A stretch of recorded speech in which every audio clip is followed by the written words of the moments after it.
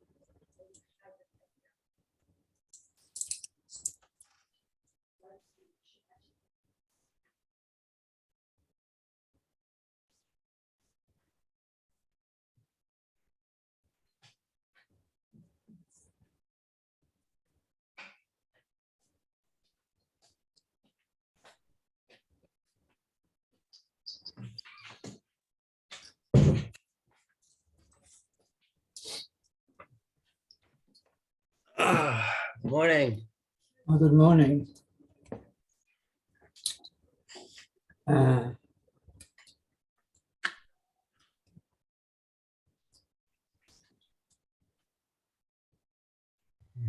in progress. Okay, here we are together again. Good morning, Barry. Morning. Here we All right.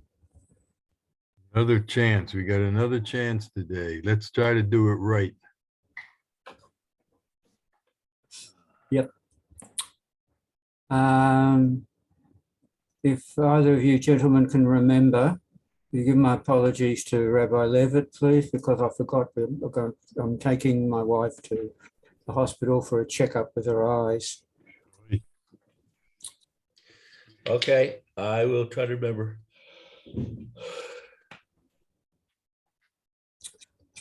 I'll try and phone him as well. But we'll see.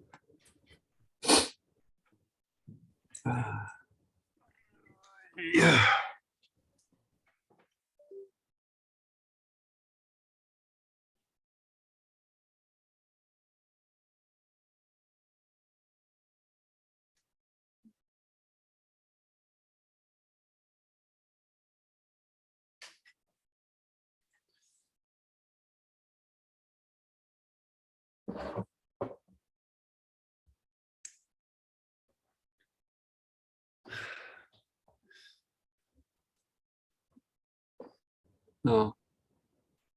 Oh, there he is. Sorry, I lost my internet. Yeah, I asked you if you were breathing. And I said, no, I'm not.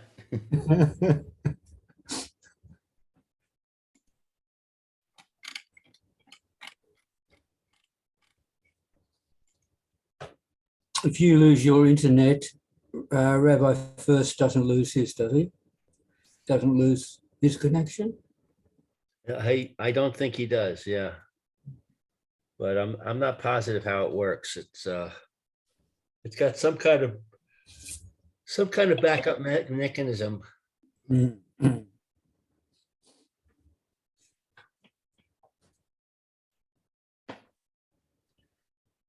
Okay, here we are. Good morning, Rabbi Furst. Shalom Aleichem, Rebbe Umori. I don't learn, do I? Rabbi Furst, before we get started, I'll have to leave shortly. I'm accompanying my wife to the hospital for a checkup on her eyesight. So she doesn't want to go home by herself.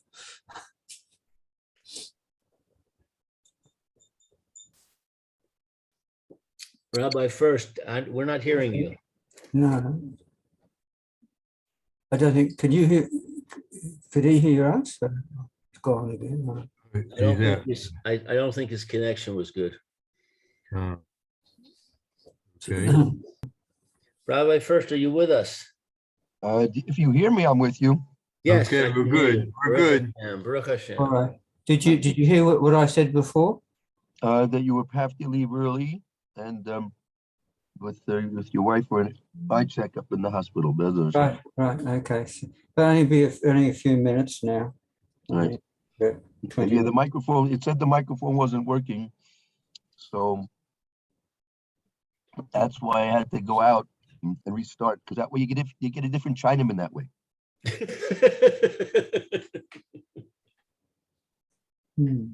Right, Barry? Yeah, I hope it's Chinese. Okay. I think Zoom is owned by a China, if I'm not mistaken. Really, they're probably collecting all our information. Well, this I don't. They can listen, but they can't learn.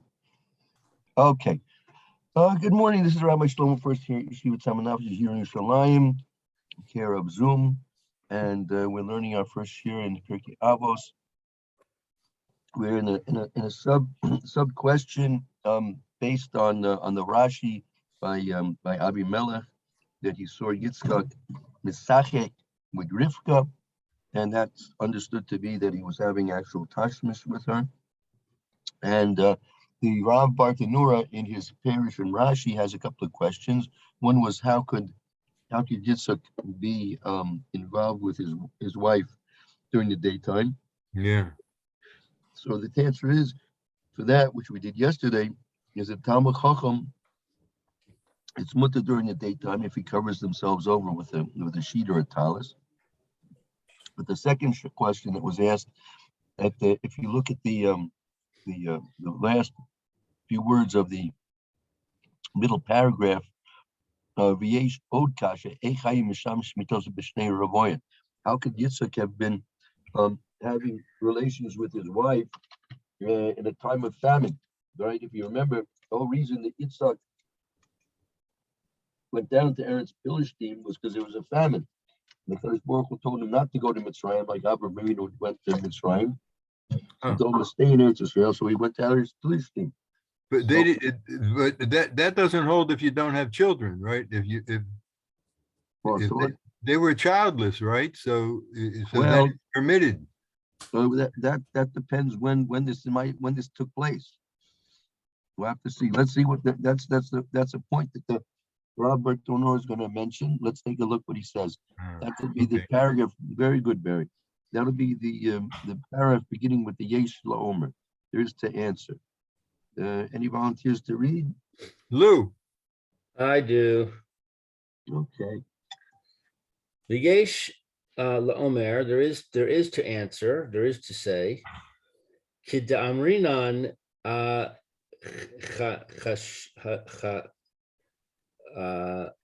Chashochi Banim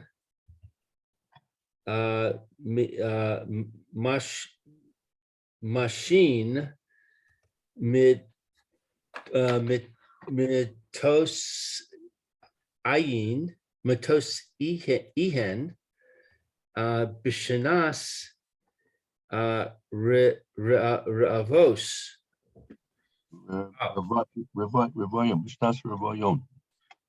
Time of famine.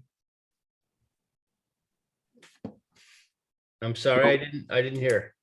Right. So at the time of famine, So as Barry was pointing out, meaning people who don't have children, they can in fact have the mitzvah of trying to have children even during time of famine. So if they shchochi is means that they don't have Yeah. children, Yeah, like the lacking. lacking children. And what is this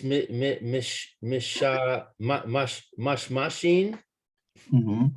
What is that word? It's a phrase, mashmishin mati saso. They have marital relations. Oh, I see. At a time of famine. This is v'afal pi. Right. Even though hayu lo Yaakov v'asu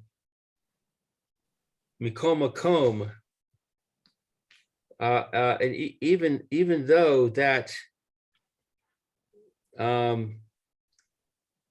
Even though they had Yaakov and Esau, I mean, Yaakov and Esau were born already. Yaakov v'Esav, even though they had Yaakov and Esav already, nevertheless, who Havale Mechasochi Banim. Nevertheless, they were lacking children. Ho'il v'lo haya lo bas. Since they didn't have a daughter. Nikva Bas Nekeva. They didn't have a daughter, a female. They had Esau and Yaakov, but since they didn't have a bas, they were still considered lacking children. They didn't have a female daughter. Right. Va'aliba diman de amrinan. But Aliba Damanda Amrina, right? What is aliba? That's according to. According to the one that says Zachar v'nekeva be Meseches Yevamos. That is according to the one that says that the mitzvah of Peru Ravu necessitates having a male and a female. Right. So they hadn't fulfilled that yet, according to that Mandomer. So therefore it was permissible, even though it was a time of famine. Umiharer Kasav She'al HaShoel Mina Le. What is this abbreviation? Umiharer? Uma Harav Rabbeinu Kasav. I think this might be a reference to Rashi. I'm not sure.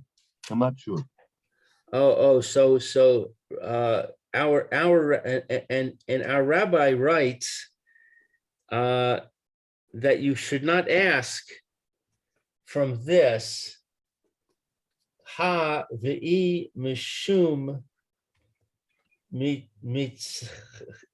mitzachoch haya lo lehazkir. You should not ask from this if because there was levity, it was for him to return. Okay, one second. So say, Sha'al Hashoyim Manala Mishum mitzachek hayalon haskir v'hine Yitzhak mitzachek raw mishamish min tasoy. It says, but Ba'al Hashem, he's not to ask, but Sha'al Hashem, on the one who asks. Meaning, on the one who asks, Manale, meaning the question is, from where did Avimelech know that Rivka was in fact Yitzchak's wife, right? From Manale, from where did Avimelech know that? Imashum mitzachek, right? If it was because he was mitzachek, he was jesting, or in what we understand that to mean, that he was having tashmish amita, hayalola haskir. It should have been mentioned. V'hine Yitzchak mitzachek. It said, meaning Yitzchak mitzachek, that raw mishamish mitaso. It should have said something like that. Oh, so why didn't it just come out and say clearly what was happening? So venereally, so that's the question, and venereally is the answer.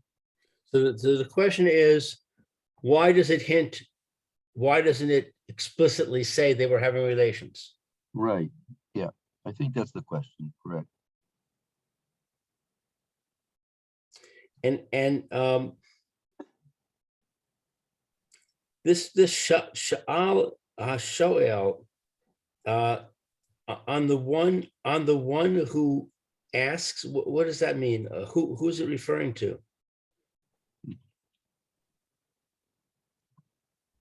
It's because of Sha'al, I mean, it was written about the one who asked this question, right? It was written about the one who asked this question. Meaning, the question was asked, and therefore there's an answer that's given to the one who asked this question. This question being, why doesn't it say relations? Well, from where did Abimelech know that they were husband and wife? So, and the answer was, since it was mitzachek. But the question is, why did the Torah use the Lashon expression mitzachek? It should have said more explicitly. I see. Okay. Venerally, and it seems to me, did Dayuk alay Moshekef Avimelech Ba'ad Chalom Chalon. He was mashkef. Avimelech was peering from the window. Okay, so we established that Avimelech was peering through the window, Ba'ad ha'chalom, through the window. Ratzalomar, that is to say, Chalono shall Yitzchak, the window of Yitzchak. She hashkif, that he was peering, shehaya soger chalono, that the window was open. No, closed. Sugar was closed. Oh, closed. The window was closed. V'havein, and he understood. Right. Ki haya rotzeh lashmesh mitaso. He understood, because the window was closed, that they wanted to have relations. He Chalila shehaya mashmesh b'makom sheyochlu the oso misham. And heaven forbid that it should be that they would have relations in a place that you're able to see there. Right. Right, exactly. So in other words, he didn't actually see. He just deduced from the fact that the window was closed and it was a hot day. I guess so. That's the way he's explaining it, correct. But that's pretty odd because it uses the word to peer. Right, could be that, I was bothered by this also, but it could be that he was peering because, he was trying to look through the whole, to find a crack in the window. You know what I mean? But it doesn't mean, it doesn't the structure of the pasuk say that Avimelech was gazing down through the window. He's looking. Now, he wasn't looking at the window of Isaac's residence. He was looking through his own window. Now, what he was looking at is a different parsha, but I'm saying the way it says Avimelech was gazing down.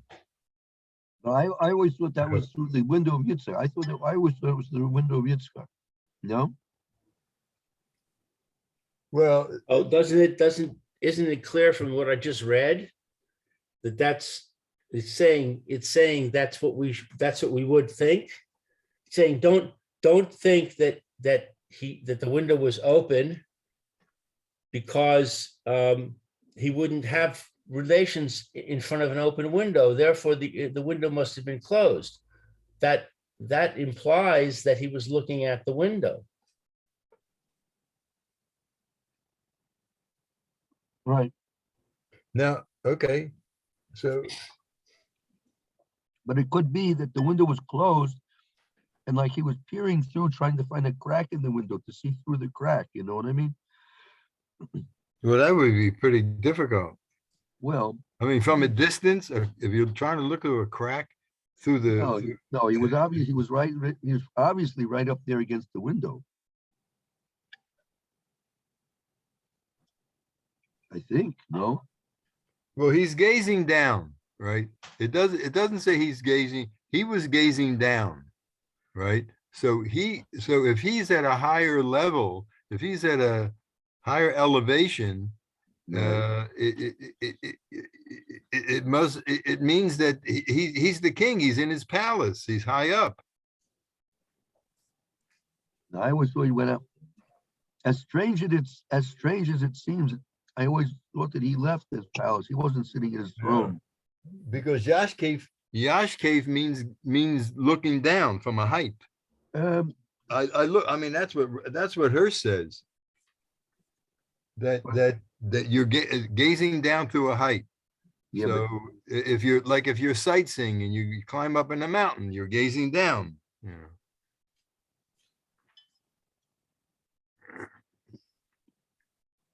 that's why he's explaining it differently here, because here it doesn't mean exactly gazing down. He's peering through. Well, in the art scroll, it translates it as gazing down. What pasuk are you looking at, Barry? I'm looking at the Bereshis Chaf Vav Pasuk Hey. Vayehi ki archulo, that he was there for Roshom Hayomim, Vayashkef Avimelech Melech Pelishtim, that Avimelech gazed down, the English says gaze down through the window. Ba'ad ha'cholon, vayar hinei Yitzhak Metzachek et Rivka Ishto. I guess I guess they had a basement apartment, Barry. Thank you, Rabbi Furst. Okay, let's look. We'll see you tomorrow. Erev Shabbos if you want. Thank That's luck. Have a good day. Slacha Rabba, right? So Barry, I guess they had a basement apartment. Could be, you know, maybe that's where they stuck them. I don't know. But so it seems that that he was spying on them. Yeah, for sure. Sure. Which he was not ashamed to admit. He goes to Isaac, to Yitzhak, and he says, you know, guess what I saw, right? So he's admitting that what, you know, whichever way he saw it, he's admitting that he was spying on them. Well, he was very surprised. I mean, they claimed to be brother and sister, no? Yeah. Well, the Right. question is,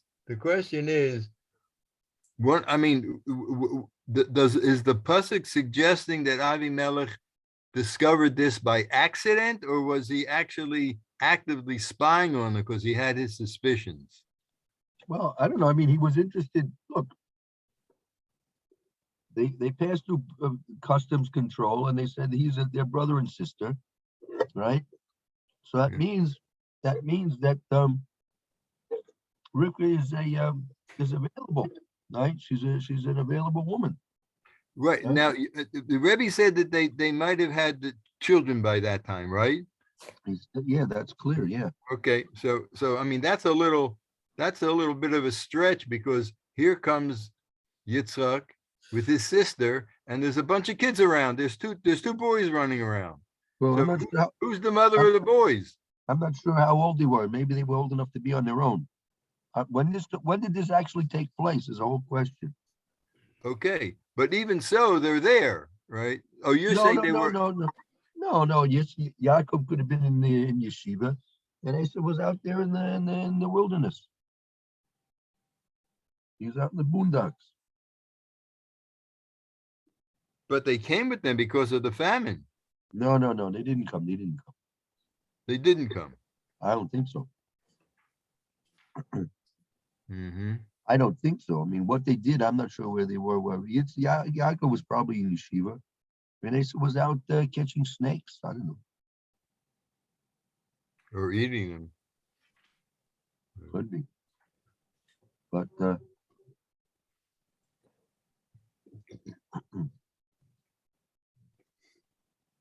right, so they had a basement apartment, and Abimelech was looking down in through the window that was closed and looking through a crack, right? Yeah, I don't think he was spying. I think what happened was Avimelech had a big lunch that day, and so he decided to go walk it off. And he was walking along, and he noticed that the windows to Yitzchak's apartment were closed. And he said, what's this is unusual. Everybody else has the windows open. He's got his windows closed. And he went closer and he looked. There was a crack, and he saw a tallis that was kind of wiggling around. Yeah, but it says, but the idea, it says he looked through the window. He looked through the window. It wasn't like he wasn't. He looked through a window. It's suggesting an open window. No, but we just read that it had to have been closed. right. Where do we see that? Where's the proof of that? Because Yitzchak is not going to be having relations with the windows wide open, you know. That's not polite. Exactly. So that to me, that's a proof that they weren't having relations. But they weren't. Who says that they Torah says they were having relations. where does it say that? It's not that. Miss Rashi says, look at the Rashi there. You have your Rashi? Yeah. Vayashkev Avimelech v'gomer. Oh, b'mashrei v'mita.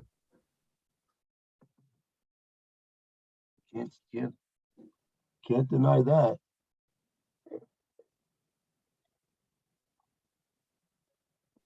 It's quoting Bereshis Rabbah. Right. Oh, but it says here, it says the commentators are puzzled as to how Rashi derives this, that they were Alamita. The commentators are puzzled as to how Rashi derives this from the words Vayashkev Avimelech. Right, because So a lot of, it seems that some of the big people are not too happy with this Rashi. no, but we answered that. That's because the word misachek means tashmish. It's clearly that way.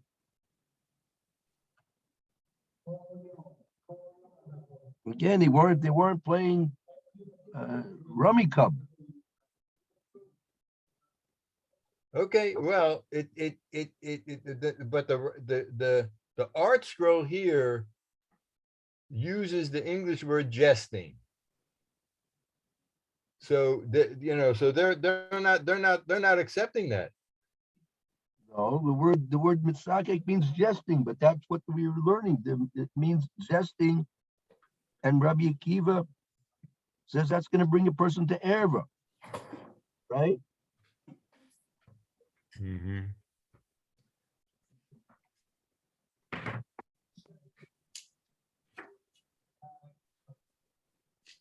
You want to suggest he was playing checkers with Rivka? No, I'm suggesting, I think it's the Yalkut Miyam Loaz that says that he did some kind of gesture or some kind of contact that only a husband and a wife would participate in. It's like when you see a man and a woman walking down the street together. So if they're brother and sister, they walk differently than if they were husband and wife. It's just you can tell, you can see. In other words, if a 50-year-old man was walking down the street with his 50-year-old sister, they're going to walk differently than a man walking with his wife. It's just a certain behavior, a certain posture that you have. When you're at a chasana and you're in the hallway and people are coming into the chasana and 3 people get out of a car and you're looking, you know which one of them is his wife and which one is their neighbor or his sister-in-law or something. There's a certain kind of, posture, a certain kind of gesture, whatever. Right. I think that's what the Yaakov Loa says, that he did some kind of affectionate gesture, whatever you want to call it, that only a husband would do with his wife. I don't know. Maybe he gave her a bunch of flowers. I don't know. I mean, there's a million ways that you can express, husband and wife affection to each other without having to come on to tashmish. But that's what the word misachek means. Misachek means that they were having tashmish. That's according to Rashi, but it says here a lot of they don't agree with it. The commentators are puzzled as how Rashi derived this. Right. But that's what this. There are other commentators having problems with that. Okay. With that Rashi says. But they're not having problems with the fact that they were having relations. If you continue reading that comment, it says that there was another opinion that said he learned it by astrological means. They're not having problems with the idea that Avimelech discovered that they were having relations. They're just having problems with the idea that Yitzchak was acting immodestly in a way that Avimelech could see it.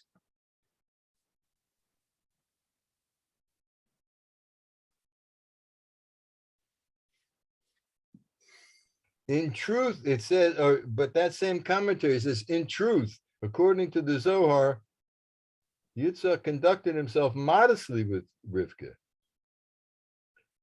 Avimelech did not see them in a physical sense.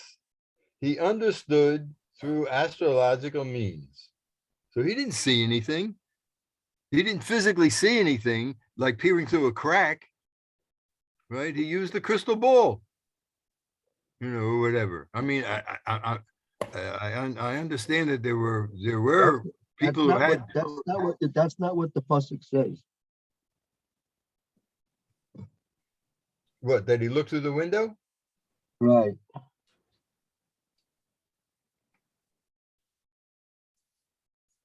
Anyway, that yeah, we can. I'm just trying to defend the fact that Yitzhak and his wife would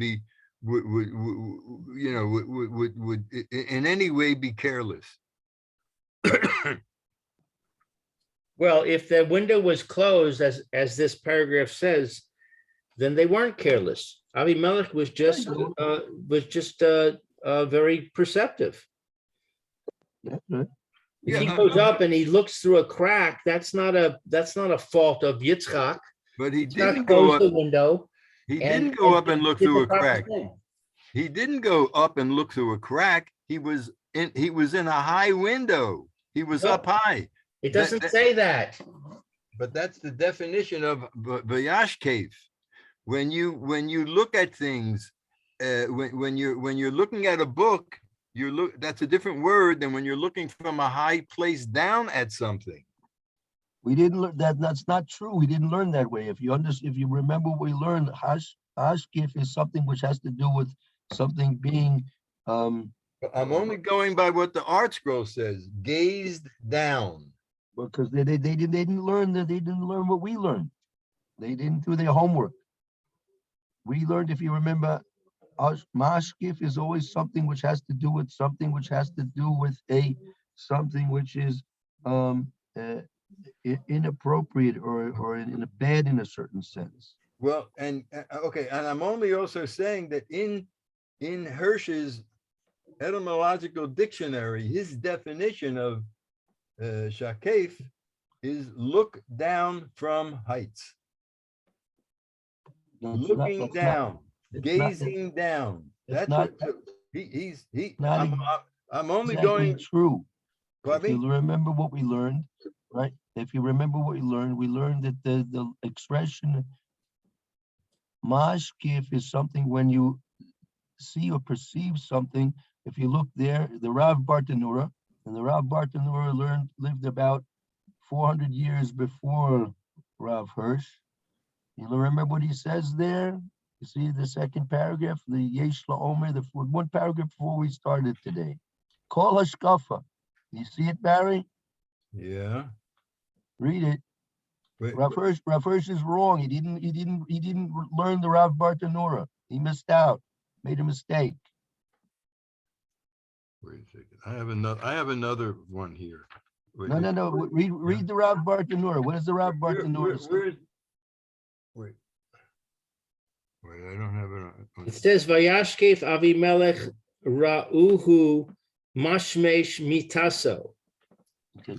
So again, go to the Rav Bartanura. That's the second paragraph on his page, and go to the second paragraph in the Rav Bartanura. Yesh Lom Rashi Ata L'Taime.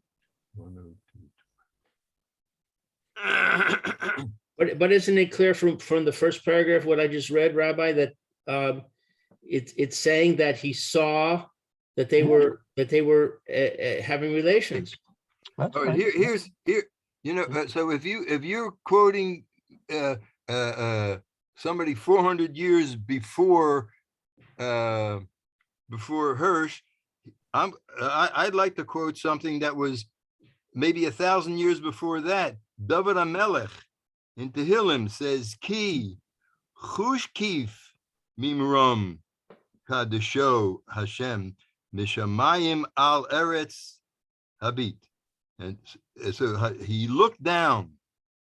He looked down from his sacred place on high. So that's David HaMelech. He's before these commentators. Barry, you just slugged yourself up, Barry. Good. Okay. Because why? Because why did it have, if Hashkef is always something from on high, why did he have to say Mashkef Memorum? Just say Mashkef and you know he's high up already.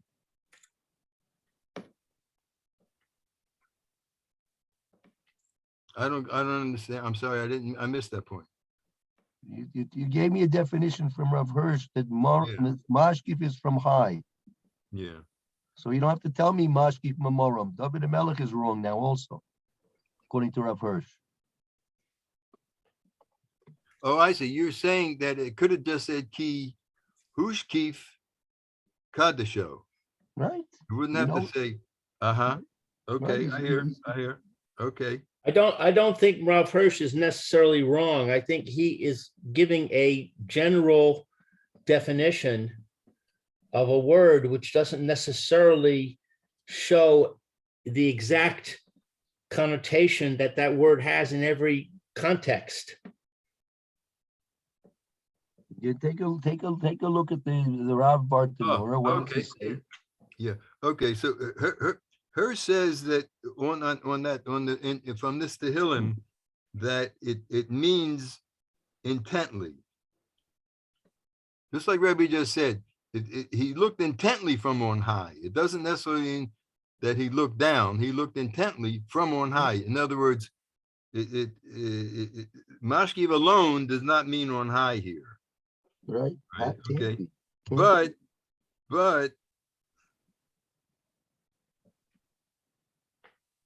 yeah.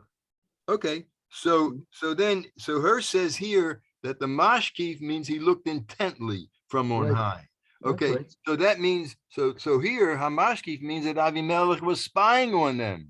Like I said, he was peering. He was peering through the window. That's all. You don't have to make a big simus out of it. He was peering through the window. That's okay. But again, I gave you a scenario where he's not spying. He looked intently because he saw the window closed, and that got his curiosity up. Yeah. It's not necessarily that he's spying. I hear. That's right. Okay, I got it. I'll read the Rav Bartanura. V'yesh lomar de Rashi ata l'taima perush bekama mekomos kol hashkafa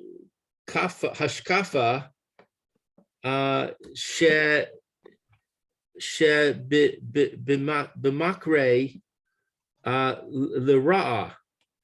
So there is to answer, according to Rashi, the reason he explains in many places any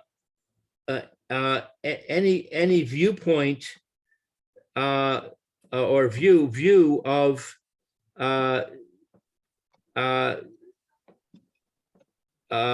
b'makre, I'm not sure. B'makre. In B'mikra, Rashi's going according to the reason that he explains in many places. Call hashkafa. The word hashkafa should be mikra. Then you see it in the verse. It's lara. It's something which has to do with a bad connotation. So anytime we see the word makre. No, every time you see the word hashkafa, this word hashkafa Oh, Okay. hashkafa has an evil connotation to it. A negative connotation, has a negative connotation. So why, how's it a negative connotation over here? Because he saw them doing something that was unexpected, inappropriate. Wait. They weren't doing anything inappropriate. He was spying on them. They did everything properly that a Talmid Chacham was supposed to do. Well, No? well, Why do we have to say that Yitzhak? But they lied when they came to customs. Well, well, they had to save their lives. I mean, that's, you know, they'd be, Inappropriate, that's all. what's inappropriate? Lying. Not in that situation. But no, in terms of Avimelech's point of view, it was inappropriate. He discovered them doing something he didn't expect them to do. Again, he wasn't, if he, I would imagine, again, I don't think he was the biggest tzaddik in the world. I don't have to defend him, but I'm not sure if he would be interested in looking through the window if he knew at the very beginning that they were husband and wife. He would have done with everybody else. That is exactly Yitzhak was concerned with. They would kill the husband to take the Right. wife. Right. There's a couple guards at the border, and they got their spears ready, and they say to Yitzhak, who's this woman over here? It's my wife. Stab, stab, stab. Okay. You know, so of course he's going to lie. That's right. I mean, Yaakov got dressed up, you know, to fool his father. I mean, there's certain situations where it seems to have been permissible. No, but you're missing the point, Barry. The perspective here is from Avimelech's perspective. He is saying, what is going on here? This is inappropriate behavior between a husband, between a brother and a sister. That was his challenge to Yitzhak. Well, I mean, you look at the psukim. It'll tell you clearly. Yeah. Said what you told me, your sister, your brother and sister. It turns out your husband and wife. Right? Remember the pasuk. No, but he's saying he figures it out. He says, sure, of course, yeah, definitely figured it out. He didn't say, what are you doing with your sister? Right, of course, He hopped right away. It was his wife. Yeah, no problem. He was smart enough to figure that out. That's right. But all the Rav Bartanura is saying look, is that Avimelech was surprised that they were acting inappropriately according to his understanding. But Yitzhak didn't do anything wrong. Right, but Yitzhak didn't do anything wrong. No, he didn't. That's what I'm trying to defend Yitzhak through this. I'm trying to say that Yitzhak and Rivka were innocent of anything improper. Avimelech was just a nosy I don't know what, you know. And I'm trying to defend Avimelech, saying that he was not nosy.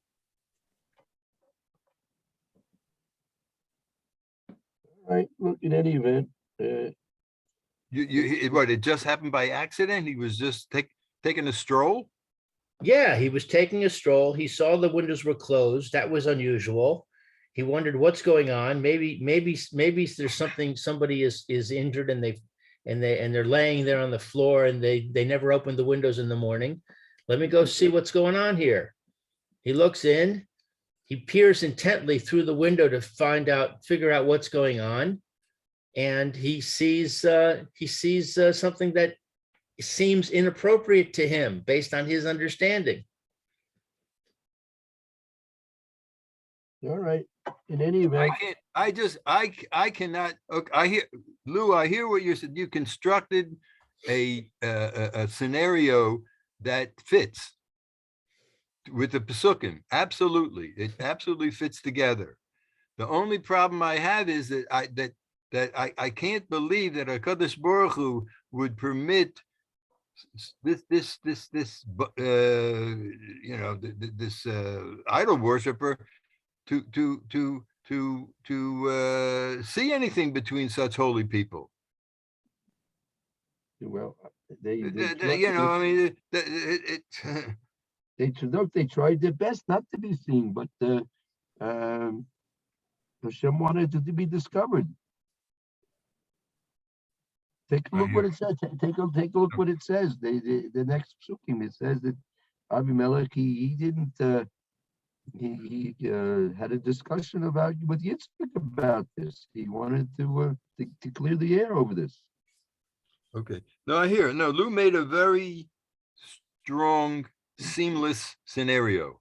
So that's one approach. It's an approach. Right. You know, and it all fits together, so to speak. It's like putting the last little piece in the puzzle. It all fits together. Okay.